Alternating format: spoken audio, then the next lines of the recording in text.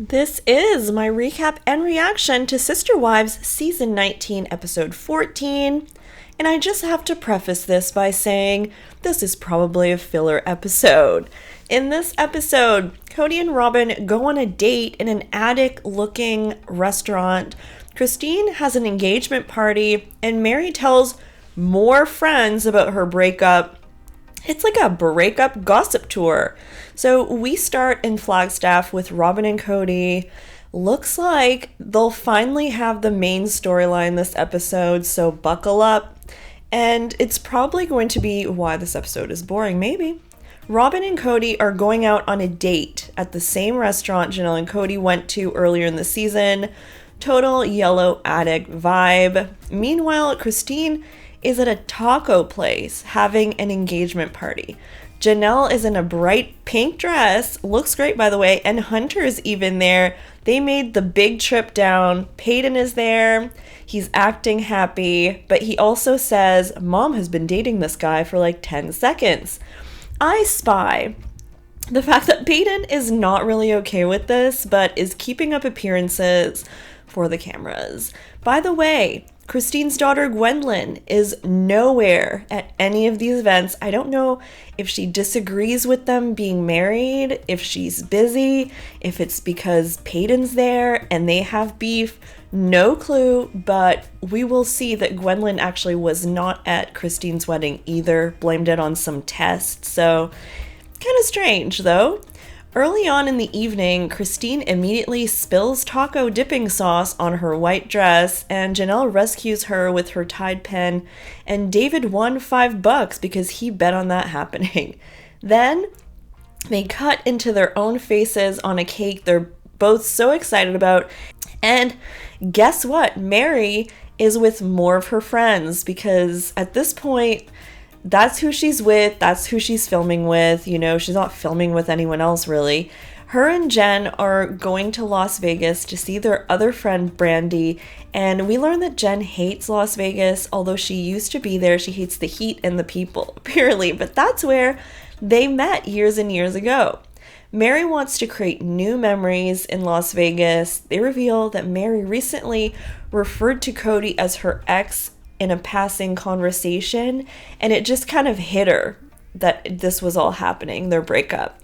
They briefly talk about how Cody kept misleading Meri. He gave her a list of things to do to fix their relationship, but even though she did all the things, it was still never good enough, you know? What good is a list? Cody likes lists, right? Like the COVID list, Meri's list. Also, we didn't really know what was on that list. I'd be curious to see. And this scene immediately cuts to Kody and Robyn's date. Robyn immediately brings up the girls and the church thing. I hope they realize no one wants to see them church shopping as their main storyline this whole season. Just saying. In this confessional, Cody says that all his children feel most comfortable talking to Robyn. Okay, that is incorrect. No. I mean, who is he referring? Does he mean all his kids or his kids with Robyn? Cody is happy, but apparently has some phobias about churches, so he has some concerns. He makes several references to cults. Meri is still talking to everyone about her breakup and her release from the church that she got, which is like a divorce in their religion. Here she is now at Brandy's house, and she tells Jen and Brandy, apparently Cody called her after the release and asked why she did it so fast. He was like, do you have a guy on the side?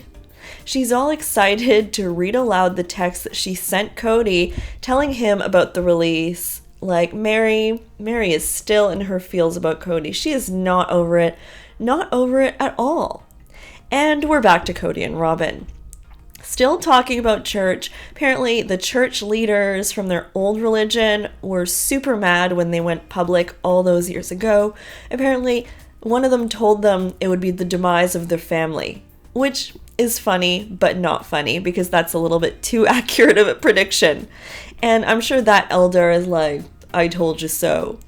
They all ask Cody to cut his hair, apparently, at that church, And that was not a welcomed comment by Cody. He said that Brigham Young, one of the founders of the church, had long hair, so it made no sense or something. Cody is worried that it's not safe for the girls to go to church because they could get into some culty situation. Kind of alludes to, like, what he did or something. Like, the irony between how he talks about Robyn's girls versus his other kids is astounding to me in this moment specifically, because how old are Brianna and Aurora? They're adults in college. They still live with them. And meanwhile, he always insisted that his other kids move out once they were adults. He also says he worries about them being a safe parent for them, like a safe place for them kind of thing. But he won't even try to fix things with the others, let alone be a safe place for them, right? So back in Las Vegas, Meri says she was not impressed with how Christina, Janelle, and Cody kind of behaved towards each other during their breakup, and she does not want to go down the same road. Janelle is like, in her confessional, I was standing up for myself to whoever thinks I was being rude or whatever. Clearly in these confessionals, they're telling them what other people are saying about them, and they get to respond, and it's kind of funny. Brandy says that Meri has Stockholm Syndrome, and Cody is like, Brandy doesn't even know me. And I guess Meri says that's not true, etc., etc.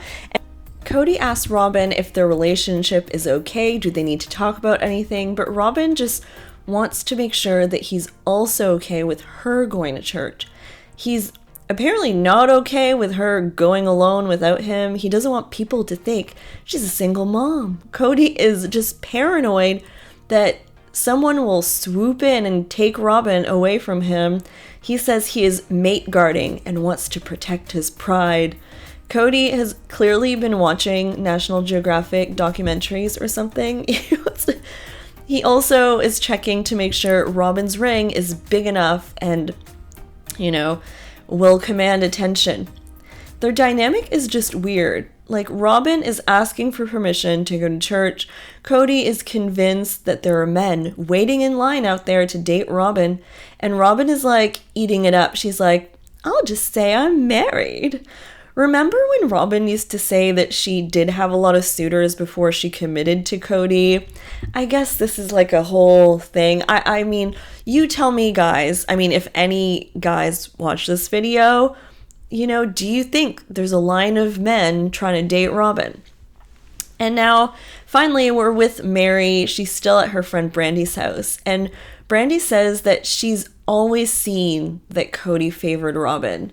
Why didn't anyone say this before? Now they're saying it, right? Come on. She says that she doesn't understand how COVID turned into him being at Robyn's house for years. And Meri says that she was always calling Robyn at that time during the pandemic, and Robyn wouldn't even call back. Robyn did not go to Meri's mom Bonnie's funeral, and it was just very hurtful for Meri.